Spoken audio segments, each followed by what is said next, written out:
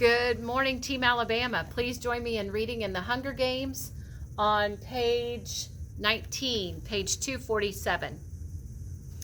I clap my hands over my mouth, but the sound has already escaped. The sky goes black, and I hear a chorus of frogs begin to sing. Stupid!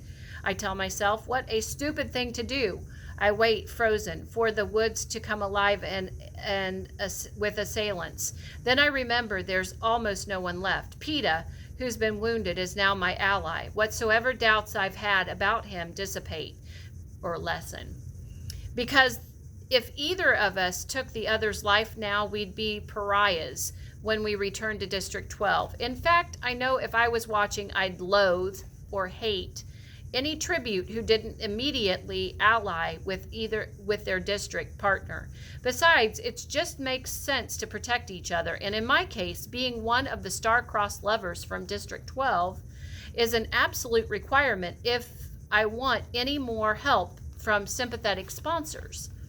The star-crossed lovers, PETA, must have been playing that angle all along. Why else would the game makers have made this unprecedented change in the rules?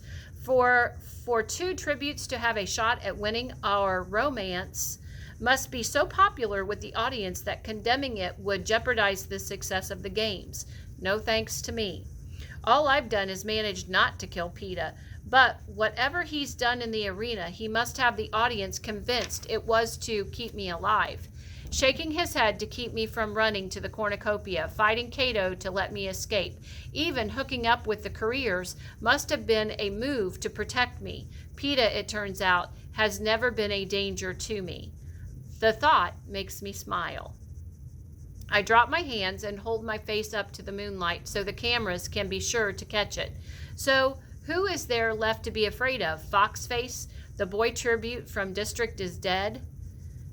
district is dead. She's operating alone at night, and her strategy has been to evade, not attack. I don't really think that, even if she heard my voice, she'd do anything but hope someone else would kill me. Then there's Thresh, all right. He's a distinct threat. But I haven't seen him, not once, since the games began. I think about how Foxface grew alarmed when she heard a sound at the site of the explosion, but she didn't turn to the woods. She turned to whatever lies across from it, to that area of the arena that drops off into I don't know what. I feel almost certain that the person she ran from was Thresh, and that is his domain.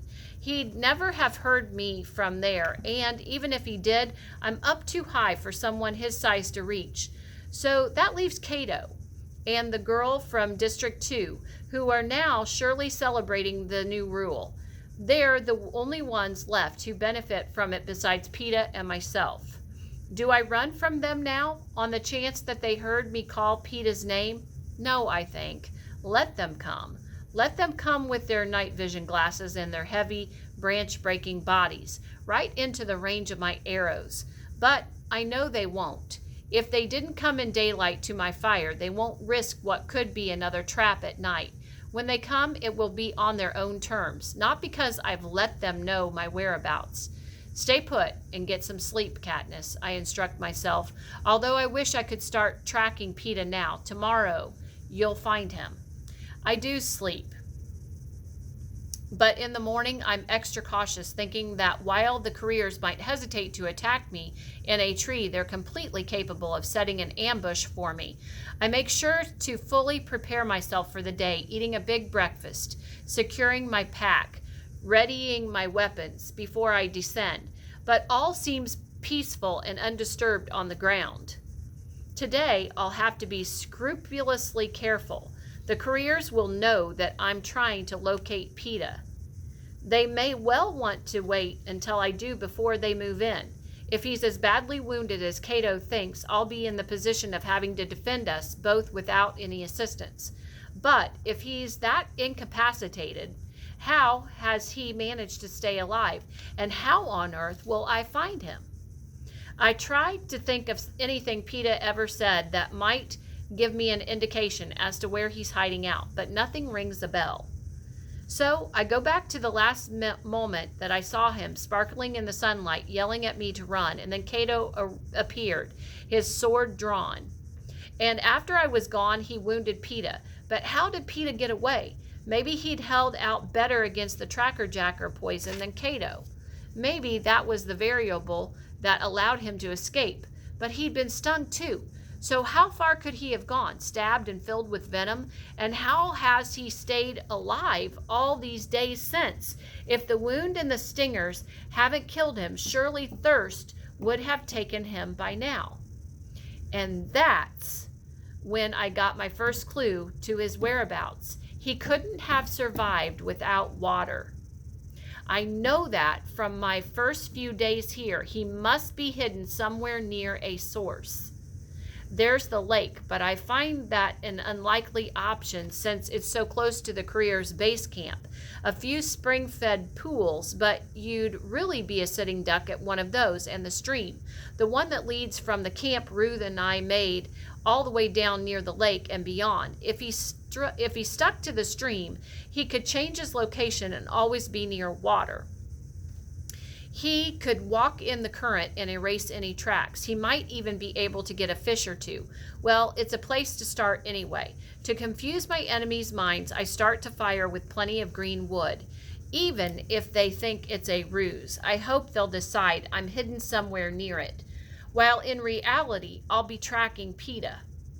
The sun burns off the morning haze almost immediately, and I can tell the day will be hotter than usual. The water's cool and pleasant on my bare feet as I head downstream. I'm tempted to call out PETA's name as I go, but decide against it. I will have to find him with my eyes and one good ear, or he will have to find me. But he'll know that I'll be looking, right? He won't have so low of an opinion of me as to think that I'd ignore the new rule and keep to myself, would he? He's very hard to predict, which might be interesting under different circumstances, but at the moment only provides an extra obstacle. It doesn't take long to reach the spot where I peeled off to go to the career's camp. There's been no sign of PETA, but this doesn't surprise me. I've been up and down this stretch 3 times since the tracker jacker incident. If he were nearby, surely I'd have had some suspicion of it. The stream begins to curve to the left into the woods, a part of the woods that's new to me. Muddy banks covered in tangled water. Plants lead to large rocks that increase in size until I begin to feel somewhat trapped. It would be no small matter to escape the stream now, fighting off Cato or Thresh as I climbed over the rocky terrain. In fact, I've just about decided I'm on the wrong track entirely, that a wounded boy would be unable to navigate getting to. And from this water source, when I see the bloody streaks going down the curve of a boulder, it's long dried now, but the smeary lines running side to side suggest someone who perhaps was not fully in control of his mental faculties tried to wipe it away. Hugging the rocks, I move slowly to the direction of the blood, searching for him. I find a few more bloodstains, one with a few threads of fabric glued to it, but no sign of life.